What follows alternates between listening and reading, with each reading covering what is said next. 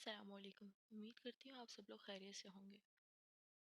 سلفائٹ part 2 میں خوش آمدید۔ ان کی آمد سے ملتا ہے بہاروں کا پتہ، وہ تو موسم کو بدلنے کا ہنر رکھتے ہیں۔ وہ آج شام ہی ملتان پہنچا تھا۔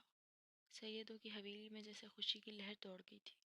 البتہ حویلی کے سارے ملازمین دعائیں مانگ رہے تھے کہ ان کا سامنا سید حویلی کے عجیب و غریب سپوت سے نہ ہو۔ بی جان نے آتے ہی اس کا صدقہ دیا تھا اور وہ بیزار بیزار سا سب برداشت کر رہا تھا۔ اسے سید حویلی میں بس ایک ہی شخص تھوڑا پسند تھا اور وہ تھا حشام بن جبیل، جس کی محبت اس بیزار شخص کے لیے ہمیشہ سے خالص تھی۔ اس وقت بھی وہ حشام کے سامنے بیٹھا سگریٹ پی رہا تھا۔ تم نے اسموکنگ کب شروع کی؟ حشام نے گہری نظروں سے دیکھتے ہوئے پوچھا۔ 5 سال پہلے ہی کر دی تھی، نپے تلے انداز میں جواب دیا گیا۔ تم جانتے ہو نا بی جان کو پتہ چلا تو وہ ناراض ہوں گی۔ ہمیشہ ہی ناراض ہوتی ہیں وہ، لیکن تمہیں پتہ ہے شامو کاکا مجھے فرق نہیں پڑتا۔ حشام کا نام بگاڑ کر وہ ڈٹھائی سے ہنسا تھا۔ تھوڑی سی تو شرم کرو، تم سے 6 سال بڑا ہوں۔ حشام کی بات پر اس کا لہجہ پھاڑ کہہ کہاں گونجا تھا۔ سن کر اچھا لگا شامو کاکا، وہ بلا کٹھیٹ تھا۔ واپس کب جانا ہے؟ حشام نے دوبارہ پوچھا۔ 1-2 دن میں چلا جاؤں گا، ویسے بھی جب سے آیا ہوں بور ہی ہو رہا ہوں۔ اور تمہیں پتہ ہے آج ایک عورت آئی تھی، ساتھ میں ایک ماں کا بچہ لے کر آئی تھی۔ اپنا بی جان کو کہتی ہے اسے پیار دیں سیدانی جی، یہ بڑا ہو کر آپ کے بیٹوں جیسا بنے۔ طنزیہ لہجے کے ساتھ بات کے آخر پہ وہ خود ہی ہنسا تھا۔ تم خود بتاؤ اگر وہ میرا جیسا بن گیا تو؟ اس کے چہرے پہ شیطانی مسکراہٹ پھیلی تھی۔ میں نے فوراً کہا تھا کہ لائے میں پیار کر دیتا ہوں، لیکن بی جان نے مجھے منع کر دیا، ورنہ کیونکہ وہ تمہارے کرتوت اچھے سے جانتی ہیں مسٹر آر جے، اسی لیے منع کیا۔ شام نے اس کی بات کاٹی۔ اس کی بات پہ آر جے نے ایک اور کہا لگایا۔ عجیب بات تھی، وہ تب ہی ہنستا تھا جب حشام کے ساتھ ہوتا تھا۔ اچھا تم بتاؤ تمہاری پی ایچ ڈی کہاں تک پہنچی شامو کاکا؟ ابھی تو 1 سال ہی ہوا ہے، حشام نے جواب دیا۔ کب جا رہے ہو واپس پیرس؟ وہ پوچھ رہا تھا۔ اگلے ہفتے تک۔ جواب دینے کے بعد حشام اٹھا۔ پورا کمرہ سگریٹ کے دھوئیں سے بھر گیا تھا اور اس کے لیے وہاں مزید بیٹھنا مشکل ہو گیا تھا۔ کہاں جا رہے ہو؟ اس نے حشام کو اٹھتے دیکھا تو پوچھا۔ عشاء کی نماز ادا کرنے۔ کیوں؟ نماز مجھ سے زیادہ ضروری ہے کیا؟ بے چین ہوا تھا۔ ہاں، حشام نے ایک لفظی جواب دیا۔ لیکن کیوں؟ اگر نہیں پڑھو گے تو کیا ہوگا؟ گناہ ملے گا، حساب دینا پڑے گا، حشام نے تحمل سے کہا۔ اچھا تو تم اس لیے پڑھتے ہو کہ حساب دینا پڑے گا؟ وہ بھونئیں سکیڑے پوچھ رہا تھا۔ نہیں، اللہ بھی ناراض ہوگا نا، اس لیے۔ اور پھر حشام کے جواب پہ اس کا ایک اور کہا ابھرا تھا۔ کتنا جبر ہے نا تمہارے دین میں، ایسا بھی ہوتا ہے کیا؟ دین میں نہیں، جبر نہیں، یہ جبر تو ان کو نظر آتا ہے جن کی آنکھوں پر رب کریم و عظیم نے پردے ڈال رکھے ہیں۔ اور دیکھو، مجھے تم سے بحث نہیں کرنی، میں جا رہا ہوں۔ حشام نے دروازے کی طرف بڑھتے ہوئے جواب دیا۔ اچھا سنو حشام بن جبیل، بس ایک سوال کا جواب دے جاؤ۔ اس نے حشام کو پکارا۔ حشام پلٹا۔ اس نے دیکھا تھا کہ آر جے کی آنکھوں میں ایک انوکھی سی چمک تھی۔ حشام اچھی طرح جانتا تھا کہ اس کے سوالوں کے جواب دینا اس کے بس میں نہیں تھا، لیکن وہ سننا چاہتا تھا کہ اس وقت آر جے کے دماغ میں کیا چل رہا تھا۔ تم کہتے ہو کہ اللہ بہت بڑا ہے، وہ بہت بے نیاز ہے، اسے کسی چیز سے فرق نہیں پڑتا، اس کے پاس انسانوں جیسے جذبات اور احساسات نہیں۔ پھر تمہارے نماز نہ پڑھنے پر وہ غصہ کیوں ہوگا، سزا کیوں دے گا؟ اس کی بات نہ ماننے پر وہ انسانوں کی طرح ریئیکٹ کیوں کرتا ہے؟ اس نے تمہیں پیدا کیا ہے، وہ کریٹر ہے، بہت بڑا ہے، اسے تو انسانوں کی خوشی میں خوش ہونا چاہیے نا۔ پھر اگر تم نماز نہ پڑھ کر خوش ہو تو اسے غصہ کیوں آتا ہے؟ تو بے نیاز ہے نا، پھر بات نہ ماننے پر ماں باپ کی طرح کیوں غصہ کرتا ہے، انسانوں جیسے جذبات کیوں؟ بول وہ بولا تو بولتا ہی چلا گیا۔ اس کے چہرے پہ سنجیدگی چھائی تھی، البتہ آنکھوں کی چمک برقرار تھی، ایک ایسی چمک جو دیکھنے والے کو فنا کرنے کی حیثیت رکھتی تھی۔ حشام لاجواب ہوا تھا۔ کیا کہتا وہ؟ اس کا سوال ہی ایسا تھا، وہ عالم نہیں تھا۔ تمہاری فضول باتوں کے لیے میرے پاس وقت نہیں، نماز سے دیر ہو رہی ہے، ورنہ اچھے سے بتاتا تمہیں۔ حشام کہہ کر رکا نہیں تھا، وہ دروازہ کھول کے باہر نکل گیا تھا، جبکہ پیچھے وہ پاگلوں کی طرح ہنس رہا تھا۔ Bloody Muslims! تنزیہ ہنسی تھی۔ وہ پاگل تھا؟ کہ وہ سچ میں پاگل تھا؟ کیا ایسے سوالات کرنے والا شخص پاگل ہوتا ہے؟ نہیں، ہرگز نہیں۔ ایسے لوگ قابل رحم ہوتے ہیں۔ ہم ایسے لوگوں کو خود اسلام سے دور کر دیتے ہیں۔ اسلام میں سوال جواب کرنا گناہ نہیں، جبکہ ہم کسی بھی ایسے سوال کو بنا سوچے، بنا سمجھے، بنا سنے منطقی عالم و مفتی بن کر کسی کو بھی دائرہ اسلام سے نکال دینے کا فتویٰ صادر کر دیتے ہیں، جو کہ آرچ جیسے بھٹکے ہوئے شخص کو راہ راست پلانے کے بجائے مزید باغی بنا دیتا ہے۔ انہیں اسلام سے دلی بغض ہو جاتا ہے اور وہ عجیب و غریب کیفیت کا شکار ہو جاتے ہیں، جو کہ ہمارا ذاتی قصور ہوتا ہے۔ وہ ڈزنی لینڈ کی عمارت کے سامنے بیٹھی تھی۔ وہ تقریباً ہر ہفتے یہاں آتی تھی، لیکن اندر جو سلیپنگ بیوٹی شہزادی تھی، اسے دیکھنے کی ہمت نہیں تھی۔ عمارت کے باہر بیٹھی رہی اور پھر واپس پلٹ جاتی۔ سینکڑوں لوگوں کے ہجوم میں وہ گم ہو جانا چاہتی تھی، لیکن ہوتی نہیں تھی۔ کچھ یادیں تھیں، کچھ باتیں تھیں جو اس کا پیچھا نہیں چھوڑتی تھیں۔ سردی کی شدت نے جیسے اس پہ اثر کرنا چھوڑ دیا تھا۔ ٹھنڈی ہوائیں ہڈیوں میں چبھ رہی تھیں، لیکن وہ ساکن بیٹھی تھی۔ کندھوں پہ بکھرے بال ہوا چلنے کے باعث چہرے کو چھو رہے تھے۔ سر پہ اوڑھا اسکارف بھی اڑنے لگتا تھا، لیکن شاید ایسے کچھ محسوس ہی نہیں ہوتا تھا۔ Hello Angel! اچانک سے اسے عقب سے آواز آئی۔ اس نے پلٹ کر دیکھا تو میڈی اپنی پوری بتیسی نکالے اس کے سامنے کھڑا تھا۔ میڈی، تم یہاں؟ ہاں، وہ حیران ہوئی تھی۔ ہاں، وہ میں ادھر سے گزر رہا تھا تو سوچا تم سے مل لوں۔ وہ گھبراہٹ میں الٹا ہی بول گیا، کیا واقعی تم یہاں سے گزر کے کہاں جا رہے تھے؟ کیا میرا گھر یہاں پر ہے جو تم ملنے آئے ہو؟ نہیں، وہ میں میڈی برا پھنسا تھا۔ بولو اب۔ اینجل نے اپنی مسکراہٹ چھپائی۔ میڈی اس کا کلاس فیلو تھا، لیکن تھوڑا پاگل تھا۔ اکثر اس اینجل کے چہرے پہ مسکراہٹ کا باعث بنتا تھا۔ اچھا سنو، یہ سب چھوڑو، بتاؤ چائے پیو گی؟ میڈی نے بات بدلی، پی چکی ہوں۔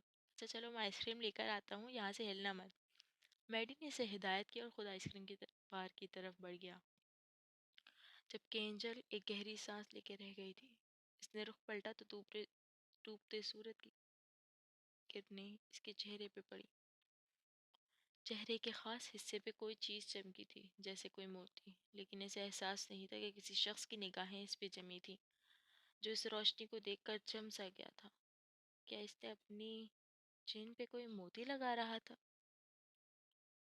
اچانک عجیب سی بے چینی اس کے اندر پھیل گئی۔ نظروں کی تپش اسے محسوس ہونے لگی تھی۔ تب اس کی نظر میڈی کے پاس کھڑے اس شخص پہ پڑی تھی، جس کا آدھا چہرہ چھپا رہتا تھا، اور وہ بھول بھی نہیں سکتا تھا۔ وہ یہاں بھی وہ کوفت میں مبتلا ہو گئی تھی۔ وہ جہاں بھی جاتی تھی وہ شخص اس سے پہلے وہاں موجود ہوتا تھا۔ اس کی آنکھوں میں ایک عجب سا تاثر ہوتا تھا جو اسے اندر تک جھنجھوڑ دیتا تھا۔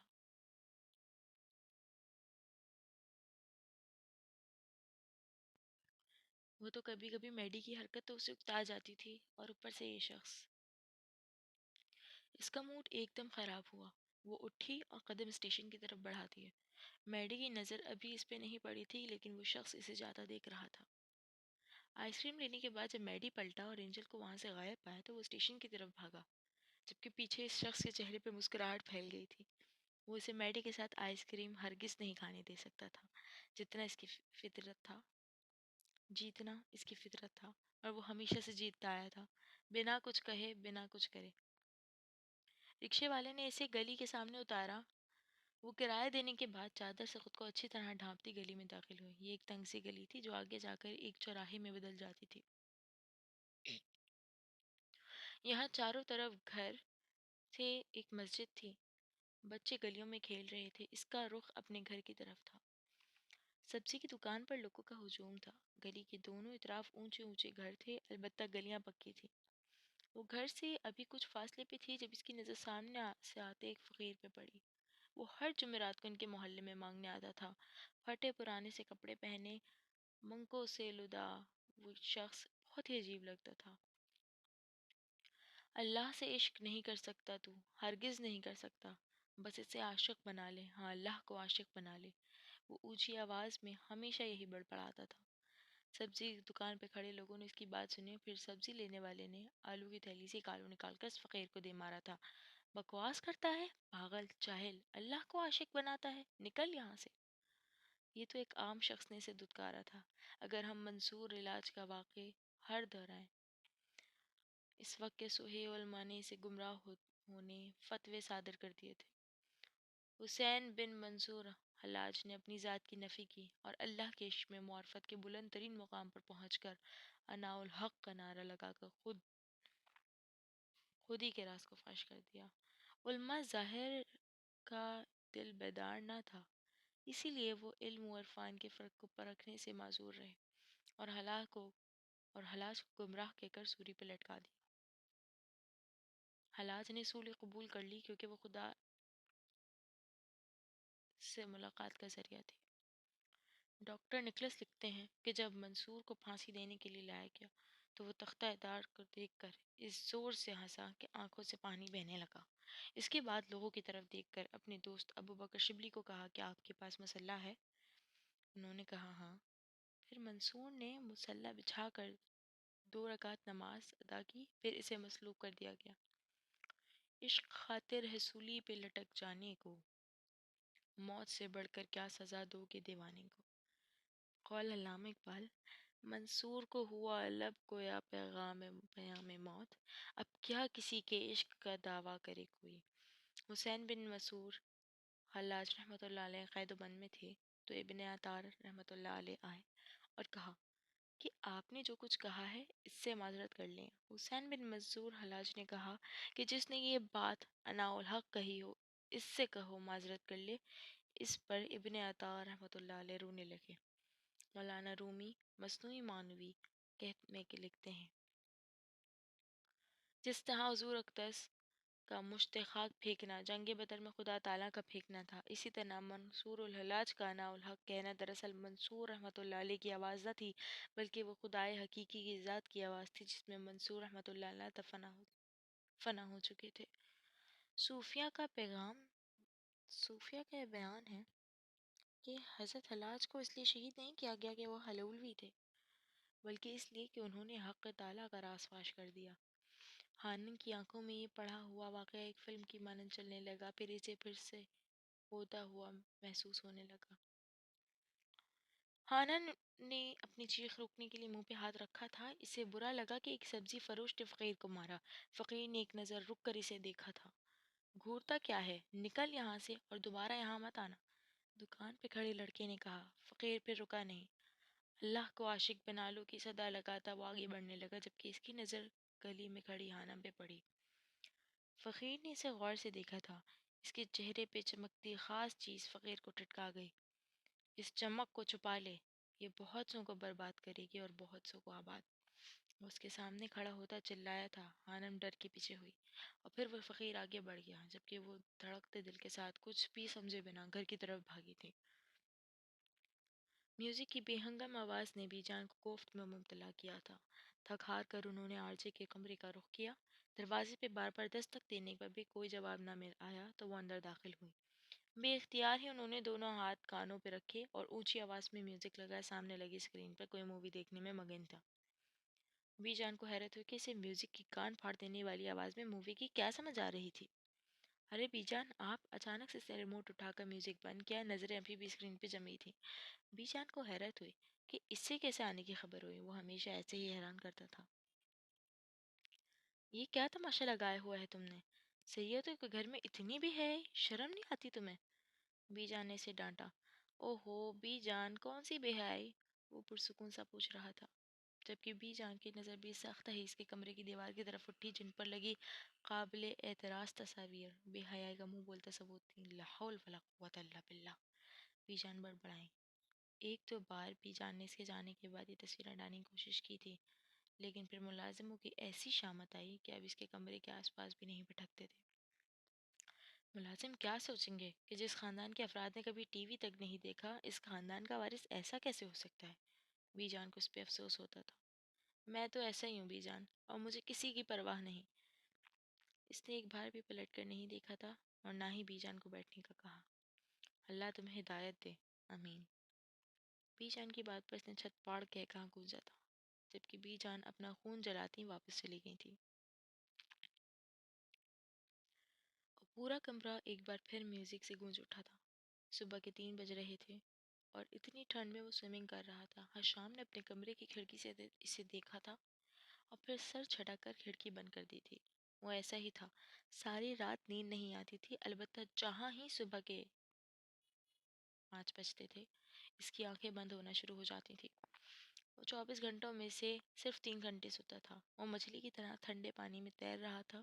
اس عام انسانوں کی نسبت ٹھنڈ کم لگتی تھی۔ 4 بجے وہ اپنے کمرے میں لیپ ٹاپ کے سامنے بیٹھا تھا۔ شالمی کے بہت سے میسج آئے ہوئے تھے۔ وہ کون سے لڑکیوں سے دور بھاگتا تھا؟ فوراً سے اسے جواب دیا، تمہاری آواز اتنی اچھی ہے تو تم پروفیشنل سنگر کیوں نہیں بن جاتے؟ شالنی نے پوچھا تھا۔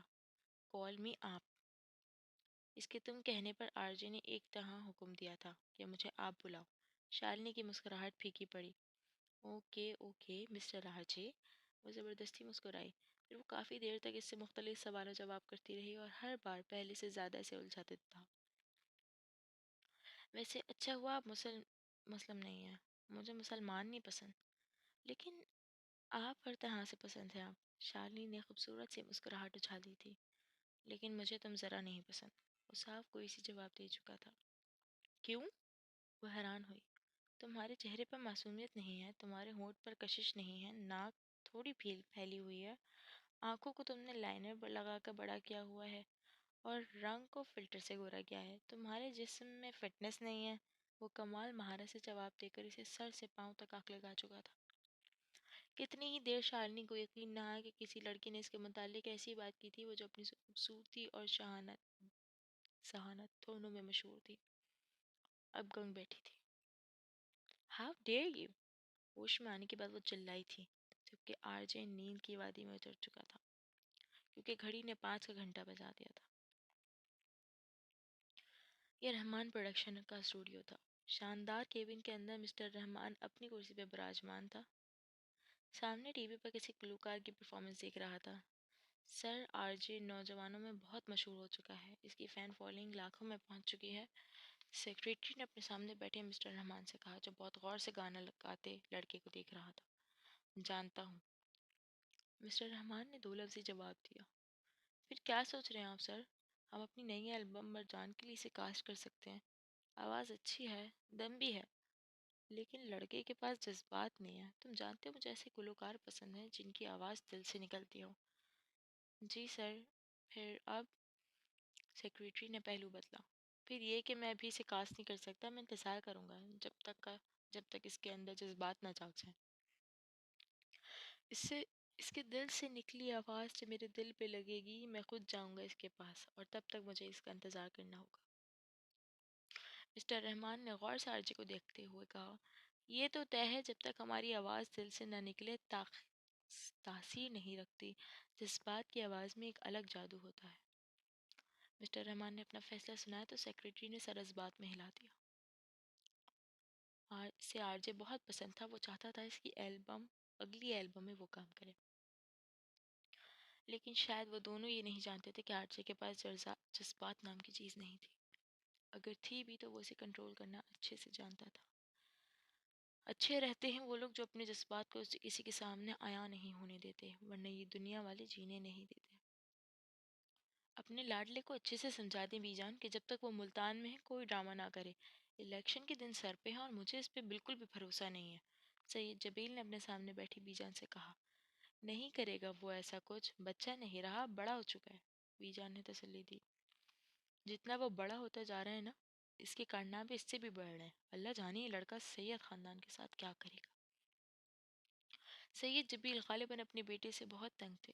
میں شام سے بات کرتی ہوں، ویسے بھی کل وہ واپس چلا جائے گا، پریشان ہونے والی کیا بات ہے؟ کیا پتہ وہ جاتے جاتے پھر کچھ کر جائے، کوئی اس کی پیشن گوئی بھی تو نہیں کر سکتا۔ سید جبیل نے اٹھتے ہوئے اپنی چادر کو درست کیا، وہ کہتے ہوئے باہر کی طرف چلے گئے۔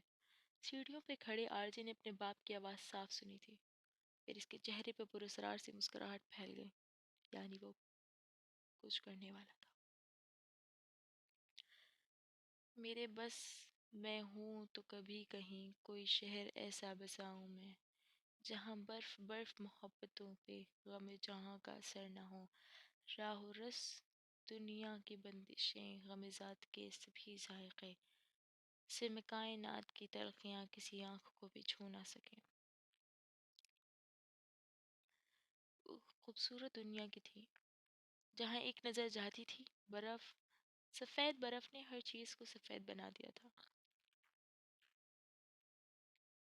وہ اس سفید چادر کی درمیان کھڑی وہ عمارت، ہاں وہ شہزادیوں کے دیس میں آ گئی تھی۔ اسے یقین نہیں ہو رہا تھا کہ وہ واقعی وہاں موجود تھی۔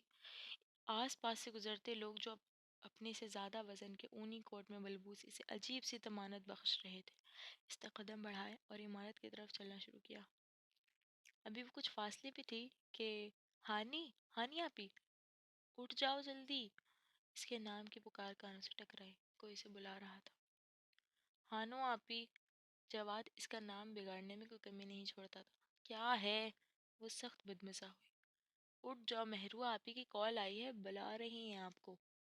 وہ اس کی رضائی کھینچتے ہوئے بتا رہا تھا۔ آ رہی ہوں، جاؤ تم۔ بس تھوڑا سا فاصلہ رہ گیا تھا، یہ لوگ میرے خوابوں میں کبھی سکون سے نہیں رہنے دیں گے۔ وہ بڑبڑا رہی تھی، اسے خواب ٹوٹ جانے کا دکھ ہوا تھا۔ ایسا تو ہمیشہ ہوتا آیا تھا، لیکن جانے کیوں پریوں کے دیس جانے کا خواب اس کا پیچھا نہیں چھوڑتے تھے۔ وہ لاکھ سمجھدار سہی، لاکھ بڑی سہی جو وہ بن گئی تھی، اس کا اندر اب بھی ویسا تھا، معصوم پریوں کے خواب دیکھنے والا۔ آرجے آپ کا آئی کیو لیول کتنا ہے؟ آپ کو سب کچھ یاد رہتا ہے؟ کیا آپ بتائیں گے پلیز اپنا آئی کیو لیول؟ اس کی نئی نئی پرفارمنس ویڈیو کے نیچے کسی نے کامنٹ کیا تھا، یہ سچ تھا، اسے بچپن سے لے کر آج تک کا ہر واقعہ یاد تھا، اسے ہر شخص یاد رہتا تھا جس کا اس سے سامنا ہوتا تھا، اسے کچھ نہیں بھولتا تھا۔ لڑکے کی بات سن کر اس کے چہرے پہ پورے اسرار سی مسکراہٹ پھیلی اور زندگی کے کچھ اور آنکھ اس کے دماغ نے پیچھے کی جانب پلٹی۔ اس کے سامنے کھڑے لیپ ٹاپ پر ایک نئی فلم چلنے لگی تھی۔ مسٹر جبیل، آپ نے تو کہا تھا کہ آپ کا بچہ ایک غیر معمولی بچہ ہے جو عام انسانوں سے بہت مختلف ہے، جس کا دماغ بہت تیزی سے کام کرتا ہے۔ جی جی بالکل۔ سید جبیل نے اپنے ساتھ والی کرسی پہ بیٹھی اپنی بیوی کو ایک نظر دیکھ کر سامنے شخص کو جواب دیا۔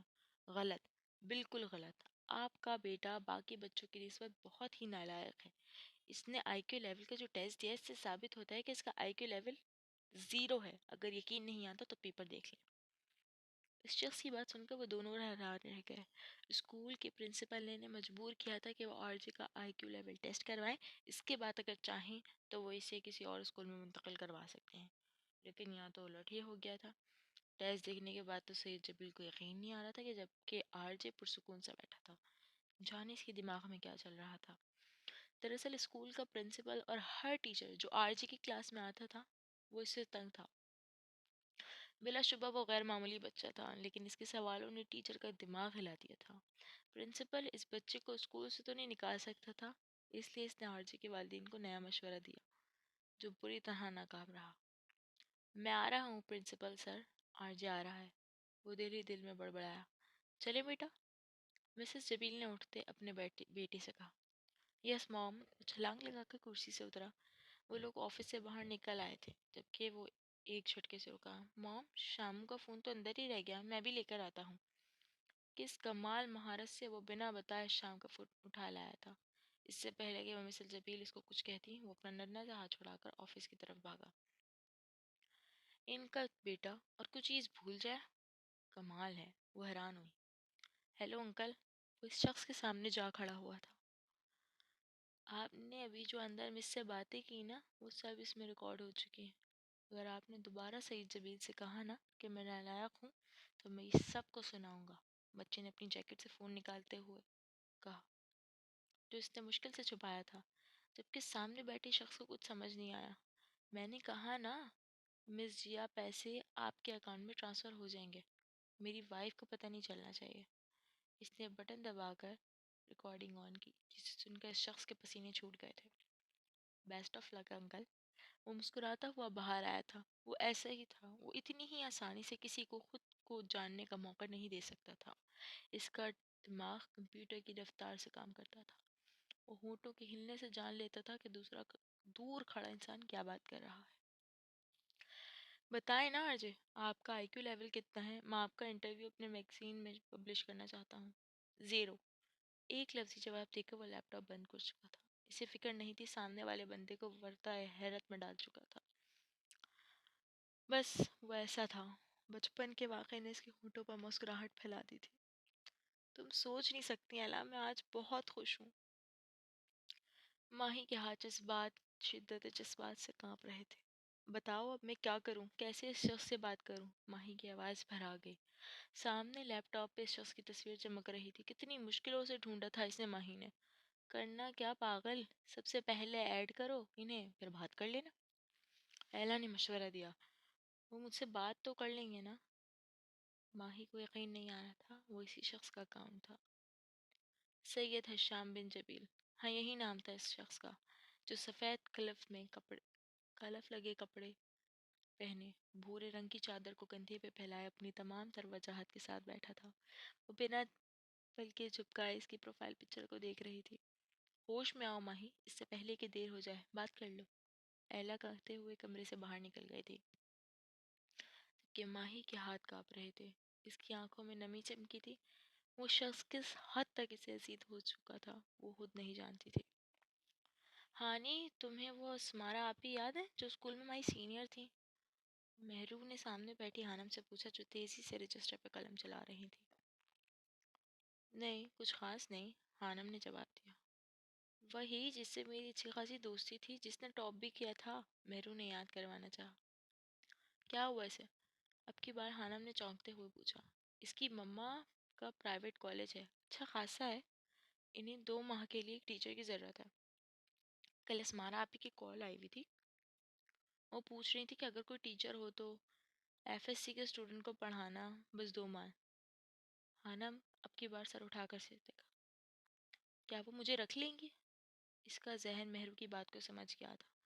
ہاں میں نے بات کی تھی، وہ کہہ رہے تھے اگر ڈیمو اچھا دیا تو میں کوشش کروں گی، 2 ماہ ہی کے لیے کافی ہے میرے لیے۔ اب ہانم کا دماغ تیزی سے کام کر رہا تھا۔ ویسے وہاں سارے ٹیچرز بہت ہائی کوالیفائڈ ہیں، لیکن اب ان کی بھی مجبوری ہے، اور اسمارا آپ ہی میری بات بھی مان لیتی ہیں، وہ اپنی ماموں کو منا لیں گی، لیکن تم سوچ سمجھ لو 2 کام ایک ساتھ کر لو گی؟ مہرو تھوڑا پریشان ہو۔ ٹائمنگ کیا کالج کی؟ صبح 8 سے 1 بجے تک، مہرو نے بتایا۔ بس ٹھیک، اکیڈمی کا ٹائم 2 بجے سے شروع ہوتا ہے، اور پھر 2 ماہ کی تو بات ہے، میں کر لوں گی کچھ نہ کچھ۔ خانم کے دماغ سے جیسے بہت سا بوجھ اتر گیا تھا، البتہ اسے اب ایک نئی فکر پڑی تھی، پتہ نہیں اسے یہ جاب ملتی بھی یا نہیں۔ شام مارجی کو بلانے کے کمرے میں آیا تھا، لیکن وہ اسے وہاں نظر نہیں آیا۔ واش روم کا دروازہ بند تھا،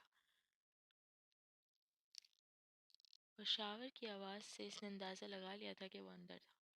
ابھی وہ کچھ کہنے والا تھا جب اس کی نظر آرجی کے موبائل پہ پڑی جو بلنک کر رہا تھا۔ وہ واحد شخص تھا جو اس کے فون کو ہاتھ لگا سکتا تھا۔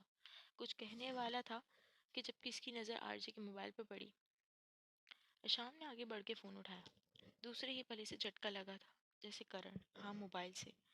Don't touch my phone you bromides. Mobile کی اسکرین سے آواز ابھری تھی، اور اس پہ یہی جملہ لکھا بھی چمک رہا تھا۔ ایک بڑا سا ٹائیگر منہ کھولے کھا جانے والی نظروں سے اسے گھور رہا تھا، جس کے منہ سے یہ الفاظ چمک رہے۔ کیا ہوا شامو کاکا، ڈر گئے؟ اس اندر سے اس کی آواز ابھری تھی، جانے سے کیسے پتہ چل جاتا تھا؟ ڈوب کے مر جاؤ تم، انتہائی کوئی ذلیل انسان ہو ویسے۔ حشام کو غصہ آ گیا تھا، جبکہ آرزی کا کہا ابھرا تھا۔ برومائڈ صاحب، کیا لینے آئے ہو میرے کمرے میں؟ اس کے برومائڈ کہنے پہ حشام مزید دبا۔ تمہیں پتہ بھی ہے برومائڈ کا مطلب کیا ہے؟ یہ تو تمہیں پتہ ہوگا، شامو کاکا، انگلش لٹریچر تو تم پڑھتے رہو۔ برومائڈ کا مطلب ہے پرانے خیالات۔ کیا تمہیں میں پرانے خیالات کا لگتا ہوں؟ حشام کو اس کو برومائڈ کہنا بہت برا لگا تھا۔ جی بالکل شامو کاکا، آپ اولڈ فیشن انسان ہیں، اس بات کا اندازہ آپ اپنے کپڑوں سے لگا لیں۔ وہ ترکی بے ترکی جواب دے چکا تھا، جبکہ حشام دانت پیس کے رہ گیا تھا۔ نہا کر جلدی نیچے مرو، مدیحہ آئی ہے تمہیں بلا رہی ہے۔ مدیحہ حشام کی چھوٹی بہن تھی جو ڈاکٹر بن رہی تھی۔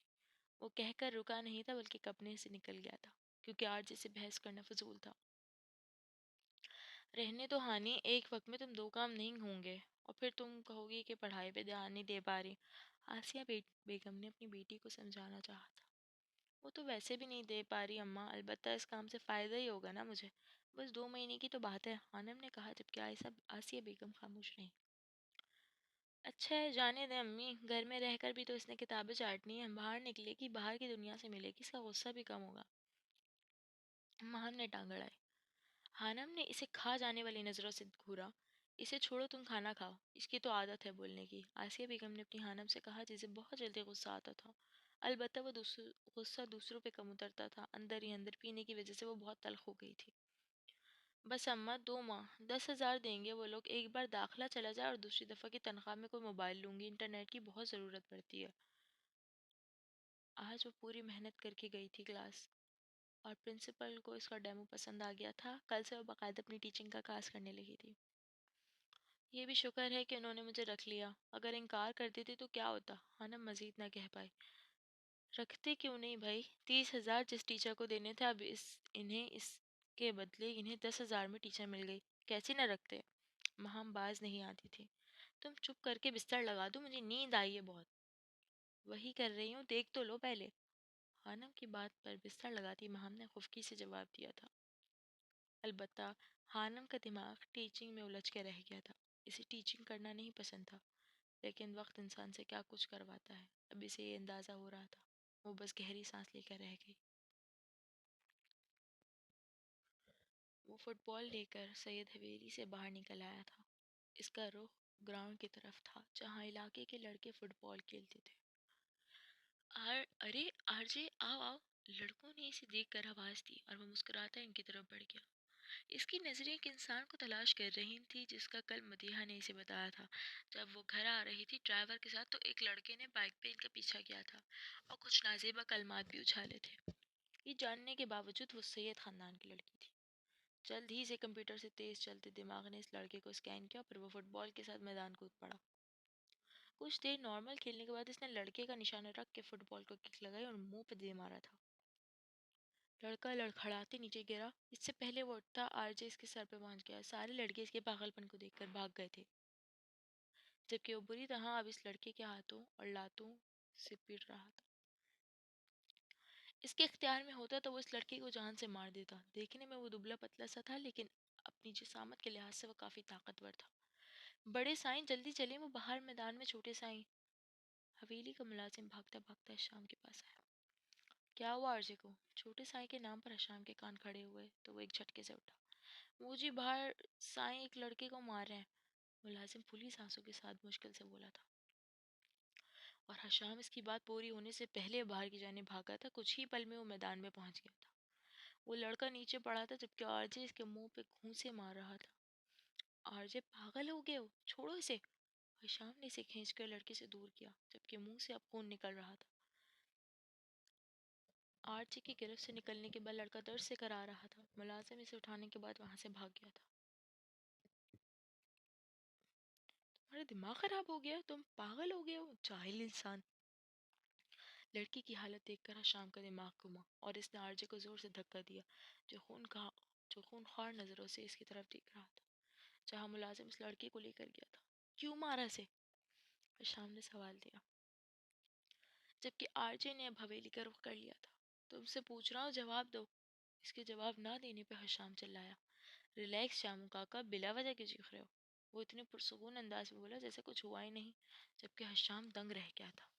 مجھے واپس جانا ہے، دیر ہو رہی ہے، پیکنگ بھی کرنی ہے۔ آ جاؤ، چائے پیتے ہیں، پھر میں چلا جاؤں گا تو اور تمہیں موقع نہیں ملے گا۔ اپنا ہاتھ اس کا اپنا ہاتھ بھی زخمی ہوا تھا۔ وہ حشام کو سلگاتا آگے بڑھ گیا تھا، جبکہ حشام سر پیٹ کے رہ گیا۔ ہم صبح صبح کالج کے اسٹاف روم میں بیٹھی تھی، آج اس کا پہلا دن تھا۔ وہ بری طرح گھبرا رہی تھی، دل ہی دل میں دعائیں کر رہی تھی کہ اس کا پہلا تجربہ کامیاب ہو رہے۔ اس میں آ جائیں، آپ کو آپ کی کلاس دکھاؤں۔ کالج کے اوریٹر نے اسے پکارا۔ وہ سنبھلتی اس کے پیچھے لپکی۔ یہ ایف ایس سی پارٹ 2 کی کلاس ہے، آج سے آپ انہیں کیمسٹری پڑھائیں گے۔ وہ دونوں کلاس میں داخل ہوئیں۔ کلاس میں ایک طرف لڑکیاں جبکہ دوسری جانب لڑکے بیٹھے تھے۔ وہ خود ابھی چھوٹی تھی، سمجھ نہیں آتا کہ وہ لڑکوں کو کیسے کنٹرول کرے گی۔ اسٹوڈنٹس، یہ آپ کی کیمسٹری کی نئی میم ہے، اچھے سے ویلکم کرو انہیں۔ کوآرڈینیٹر سمیہ نے اس کا کلاس سے تعارف کروایا، انہوں نے کیمسٹری میں ماسٹر کیا ہوا ہے۔ کوآرڈینیٹر کی اس بات پہ وہ بری طرح چونکی، اس نے جھوٹ بولا تھا، وہ خود ابھی طالب علم تھی، وہ پوچھنا چاہتی تھی اس کا غلط تعارف کیوں کروایا گیا، لیکن اسے موقع ہی نہیں ملا۔ اس سے پہلے وہ پوچھتی، سمیہ کلاس سے جا چکی تھی۔ کلاس میں موجود طلبہ و طالبات اسے غور سے دیکھ رہے تھے، وہ اتنی خود اعتماد نہیں تھی، اور پھر یہ موقع بھی پہلا تھا، وہ کافی گھبرا رہی تھی۔ میم، آپ کا نام؟ ایک لڑکی نے پوچھا تھا۔ حنم، وہ اپنے آپ کو پر اعتماد بناتے ہوئے بولی۔ نائس نیم میم، لڑکوں کی طرف سے پہلا کمنٹ آیا تھا۔ اللہ کا نام لے کر اس نے کلاس کا تعارف لینا شروع کر دیا تھا۔ میں نے پہلے ہی کہا تھا، یہ لڑکا کوئی نہ کوئی گل کھلائے گا، یہ اس لائق ہی نہیں کہ اسے یہاں بلایا جائے۔ سید جبیل کافی غصے میں تھے، وہ بے چینی سے ڈرائنگ روم میں ٹہل رہے تھے، سامنے بی جان لکڑی کی بڑی سی کرسی پہ براجمان تھی۔ اگر وہ لڑکا مر جاتا تو کیا جواب دیتا میں گاؤں والوں کو؟ یہ آپ لوگوں کے لاڈ پیار کا نتیجہ ہے۔ بی جان خاموشی سے اس کی باتیں سن رہی تھی۔ کوئی تو وجہ ہوگی نا جو اس نے ایسا کیا، بالآخر بی جان نے پہلی بار کچھ کہا۔ وجہ جو بھی ہو، اسے کس نے حق دیا کہ وہ لوگوں کے سر پاڑتا پھرے؟ اب کیا جواب دوں میں اس کے ماں باپ کو جو پنچایت بلانے کا کہہ رہے ہیں؟ بابا سائیں، آپ پریشان نہ ہو، میں کرتا ہوں بات۔ ویسے بھی اس لڑکے نے پہلے غلط حرکت کی تھی۔ شام نے آگے بڑھ کر انہیں حوصلہ دیا۔ بے شک اس کی حرکت غلط تھی، میں خود نہ پٹ لیتا۔ کون ہوتا ہے مارنے والا؟ اس سارے واقعے میں مدیحہ خاموش بیٹھی تھی۔ جاؤ اسے بلاؤ، معافی مانگے گا وہ اس لڑکے کے ماں باپ سے۔ بی جان نے مدیحہ سے آرجے کو بلانے کا کہا۔ لیکن بی جان، وہ تو چلا گیا، مدیحہ نے پرسکون لہجے میں جواب دیا۔ دیکھ لیا آپ نے ہمیں، ہمیں لوگوں کے سامنے شرمندہ کر کے خود بھاگ گیا۔ سید جبیل بھڑکے۔ اچھا ہوا بابا صحیح چلا گیا، یہاں رہتا تو پھر کچھ غلط کرتا۔ آپ آرام کریں، میں بات کرتا ہوں ان لوگوں سے، اگر وہ پنچایت کا کہتے ہیں تو پھر ٹھیک ہے۔ سیدوں کی لڑکی پر جملے کسنے کی پاداش میں ان کے خاندان کو بھی سزا ملے گی، وہ سٹ سے لہجے میں کہتا حویلی سے نکل کر درباری حصے کی طرف بڑھ گیا۔ مسئلہ یہ ہے کہ قاضی بھی میں ہی ہوں، اگر آپ کے لاڈلے کو معافی مانگنی پڑ گئی نا تو کبھی بھی نہیں مانگے گا اور الٹا مجھے ہی شرمندہ کروائے گا۔ سید جبیل بی جان سے کہتے رہے، اور بی جان کو سمجھ نہیں آ رہا تھا کہ وہ عارضی کو کس طرح سدھارے۔ وہ خوشی خوشی کلاس سے باہر نکلی تھی۔ کلاس کے طالب علم اچھے تھے، کچھ ہی دیر میں اس کا اعتماد بحال ہوا، اور اب وہ شکر ادا کر رہی تھی کہ اس کا پہلا دن اچھا گزر گیا۔ کالج سے سیدھا وہ اپنی اکیڈمی آئی تھی، جہاں وہ مہرو کے ساتھ کینٹین پہ بیٹھی سموسے کھا رہی تھی۔ کیسے گزرا پہلا دن؟ اچھا تھا۔ کسی نے تنگ تو نہیں کیا؟ مہرو نے دوسرا سوال کیا۔ نہیں، ابھی تک تو نہیں، لیکن میں خود تھک گئی ہوں اور اب نیند آ رہی ہے۔ آنے کی بات سن کر مہرو کو اس پہ ترس آیا تھا۔ کہا تو تھا سوچ سمجھ کے فیصلہ کرنا۔ مہرو کو دکھ ہوا، وہ واقعی تھکی ہوئی نظر آ رہی تھی۔ کچھ نہیں ہوتا مہرو، بس 2 مہینے کی بات ہے، تم دعا کرو کہ اللہ پاک مجھے ہمت دے کر رکھے۔ جانے وہ لوگ کیسے ہوتے ہیں جو دن رات کام بھی کرتے ہیں اور پڑھائی میں بھی ٹاپ کر جاتے ہیں۔ ہانم کو احساس ہوا تھا کہ 2 کام ایک ساتھ کرنا بہت مشکل تھا۔ تمہارے جیسے ہوتے ہیں ہانی، اور تم دیکھنا ایک دن اللہ پاک تمہیں بہت ساری کامیابی سے نوازے گا۔ آمین سم آمین۔ ہانم اسی بات پہ مسکرائی۔ اچھا جلدی کرو، اب کلاس شروع ہونے والی ہے ہماری۔ بس یہ چائے پی لوں پھر چلتے ہیں کلاس میں، ہانم نے چائے کا کپ اٹھاتے ہوئے جواب دیا، جبکہ مہرو اسے پیار سے دیکھ رہی تھی۔ مہرو نسا کے لیے ہانم بہت اہم تھی، وہ بچپن سے اس کی دوست تھی۔ مہرو کا تعلق اچھے خاندان سے تھا، جبکہ جس پیسے کی بھی کمی نہ تھی۔ وہ کالج تو کسی اچھے کالج یا یونیورسٹی میں داخلہ لے سکتی تھی FSC کے بعد، لیکن اس نے ہانم کے ساتھ ایک اکیڈمی میں پڑھنا پسند کیا تھا۔ وہ ایک سچی اور مخلص دوست تھی۔ یہ شخص میرے میسج کا جواب کیوں نہیں دے رہا؟ ماہی لیپ ٹاپ کے سامنے بیٹھی تھی، اس نے 3 دن پہلے شام کو میسج کیا تھا، لیکن اس نے کوئی جواب نہیں دیا۔ اس کے سامنے اب اس کی سانسیں اب اٹکنے لگی تھی۔ ایسا کیسے ہو سکتا ہے کہ ماہین ہمدان کسی کو میسج کرے اور وہ شخص اگنور کر دے، جواب نہ دے؟ اس کو دکھ ہو رہا تھا۔ باہر گرتی برف اسے مزید اداس کر رہی تھی۔ ماہی تم پریشان مت ہو، شاید اس نے تمہارا میسج نہ دیکھا ہو، شاید وہ مصروف ہو۔ ایلا نے اسے دوپہر میں حوصلہ بھی دیا تھا، لیکن اس کا دل ڈوب رہا تھا۔ ابھی تک فرینڈ ریکویسٹ بھی ایکسیپٹ نہیں کی، وہ مایوس ہونے لگی تھی۔ ہو سکتا ہے انہوں نے دیکھا نہ ہو، وہ خود کو تسلی دے رہی تھی۔ مسٹر حسام بن جبیل، بس ایک بار بات کر لیں، اور ایک اور میسج کرنے کے بعد وہ لیپ ٹاپ بند کر چکی تھی۔ اندیکھی سی اداسی نے اسے اپنی لپیٹ میں لے لیا تھا۔ آج اس کا کالج میں تیسرا دن تھا، جب اسے کلاس میں 2 نئے بچے نظر آ رہے تھے، ایک لڑکی اور ایک لڑکا۔ لڑکی کو بچہ تو نہیں کہا جا سکتا تھا، وہ آخری بینچ پہ بیٹھا تھا، ہانم کو وہ تھوڑا عجیب لگا تھا. گہرے گھنے بال جنہیں جیل لگا کر پیچھے کی طرف چپکایا گیا تھا جو گردن کو چھو رہے تھے. اس نے باقی اسٹوڈنٹس کی طرح یونیفارم بھی نہیں پہنا تھا. لڑکیاں بار بار پیچھے مڑ کر اسے دیکھ رہی تھیں جبکہ اس کی نظر کھڑکی سے باہر کھلے آسمان پہ جمی تھی. ہانم نے کلاس میں داخل ہونے پر سب نے سلام کیا جبکہ اس نے ایک نظر ہانم کو دیکھنے کے بعد جس میں تھوڑی حیرانی تھی چہرہ دوبارہ کھڑکی کی طرف موڑ لیا. یہ نئی میم کب آئی ہیں؟ لڑکیوں کی جانے والی قطار میں سب سے آخر میں بیٹھی لڑکی نے اپنے ساتھ والی لڑکی سے پوچھا. ہاں 2 دن پہلے جب تم اور تمہارا دوست دونوں غیر حاضر تھے. ویسے تمہاری مام تو پرنسپل ہیں, کیا انہوں نے ذکر نہیں کیا؟ نہیں مجھے تو کسی نے نہیں بتایا. ویسے بھی مجھے ان باتوں میں کوئی دلچسپی نہیں. ہم یہاں کچھ ماہ کے لیے آئے ہیں, ان باتوں سے ہمیں کیا لینا دینا. روشنا نے ایک ادا سے بال کو پیچھے کی جانب جھٹکا دیتے ہوئے کہا. آج کلاس میں 2 نئے چہرے نظر آ رہے ہیں, کیا آپ لوگ اپنا تعارف کرائیں گے؟ ہانم نے کلاس میں موجود ان 2 اسٹوڈنٹ سے کہا. میں رشنا ہوں, اس کالج کی اونر مالی کی بیٹی. وہ بس اتنا ہی بولی تھی اور پھر چہرہ لڑکے کی طرف کیا. اور آپ؟ ہانم نے لڑکے سے پوچھا جو جانے باہر آسمان میں کیا ڈھونڈ رہا تھا. آپ سے بات کر رہی ہوں, کیا آپ کو سنائی نہیں دیا؟ اس نے مصنوعی غصے سے کہا. لڑکے نے اس کے چہرے میں چھپے غصے کو محسوس کرتے اس کی جانب دیکھا. مہرون ٹخنوں سے اوپر آتی فراک پہنے جس پر سیاہ رنگ کا سویٹر پہن رکھا تھا, مہرون دوپٹہ لیے وہ لڑکی اسے کہیں سے بھی ٹیچر نہیں لگتی تھی. اس کی آنکھوں نے ایک سیکنڈ میں ہانم کو سکین کر لیا تھا جبکہ ہانم اس کے یہاں دیکھنے پر گڑبڑا گئی تھی. وہ جانے کیوں ایک جھٹکے سے کھڑا ہوا. پوری کلاس میں سرگوشیاں پھیل گئی تھیں. ہانم نے محسوس کیا تھا کہ وہ کلاس میں سب سے لمبا تھا. سردی میں ٹی شرٹ پہنے وہ خاصا پرسکون لگ رہا تھا. کیسے سردی نہیں لگتی؟ ہانم نے دل میں سوچا. نام کیا ہے آپ کا؟ وہ پوچھ رہی تھی جبکہ لڑکا گہری سانسوں سے اسے دیکھ رہا تھا. روحان جبیل, سید روحان جبیل. وہ ہانم کی آنکھوں میں دیکھتے ہوئے بولا. اس کی آواز کافی روبدار تھی. میم یہ آج کلاس میں ایک لڑکی نے کچھ کہنا چاہا جب روحان نے گھور کر اسے دیکھا. اس کی زبان کو وہیں بریک لگ گئی تھی. ٹھیک ہے آپ بیٹھ جائیں, آج کا لیکچر شروع کرتے ہیں. ہارم نے سرسری سے انداز میں کہنے کے بعد کتاب اٹھائی جبکہ روحان کی سرد نگاہیں اب بھی اسی پہ جمی تھیں. یہ پہلی دفعہ ہوا تھا کہ کسی نے اسے کھڑے ہونے اور بیٹھنے کا حکم دیا تھا. وہ اپنی جگہ کھڑا رہا جبکہ ہانم نے ایسے ہی کھڑے دیکھا تو اس کے چہرے پہ الجھن ابھری. اور آپ کا تعارف مس؟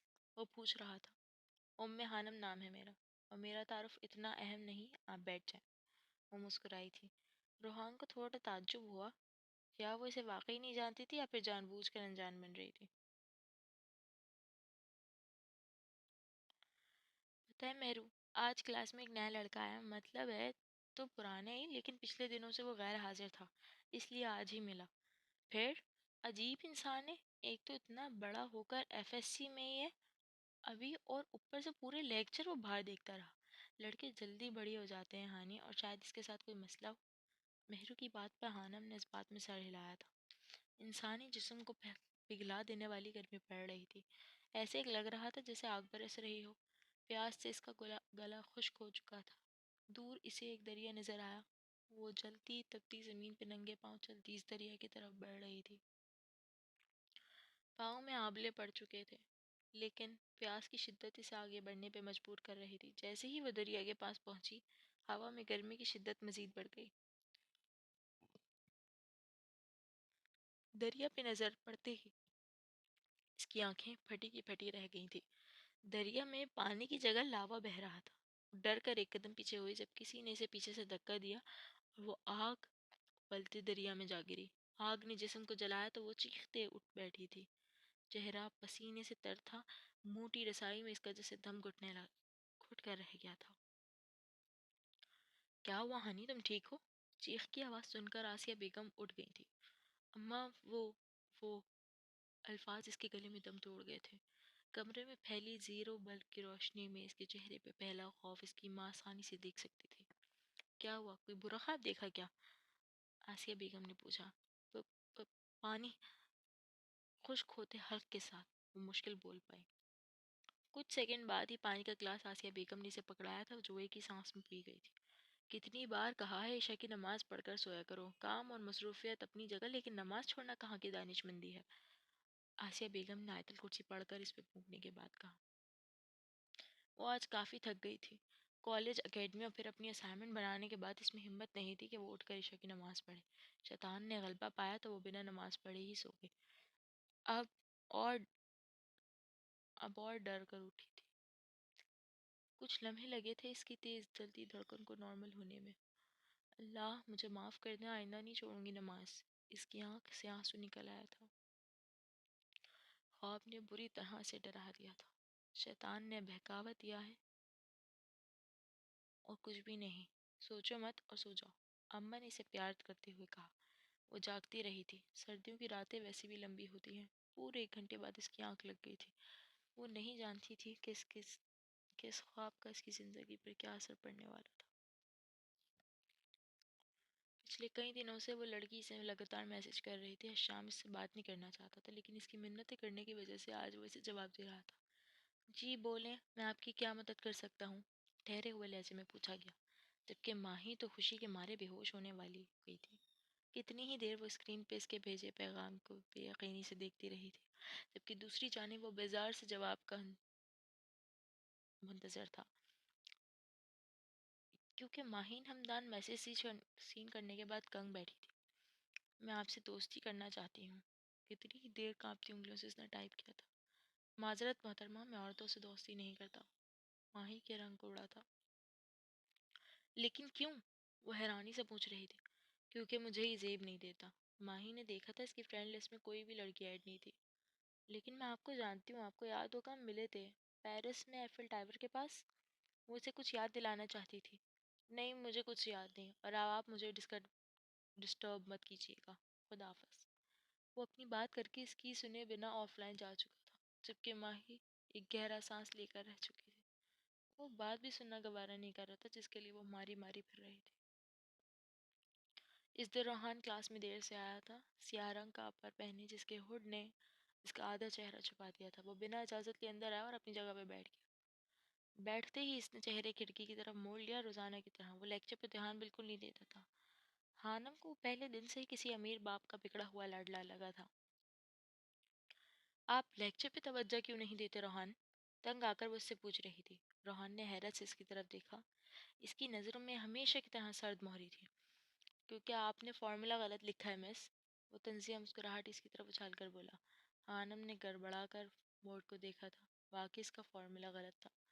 پوری کلاس اسے توجہ سے سن رہی تھی، لیکن کسی کو پتہ نہیں چلا، اور وہ جس نے ایک نظر بھی نہیں دیکھا تھا وہ کیسے جان گیا تھا؟ معذرت۔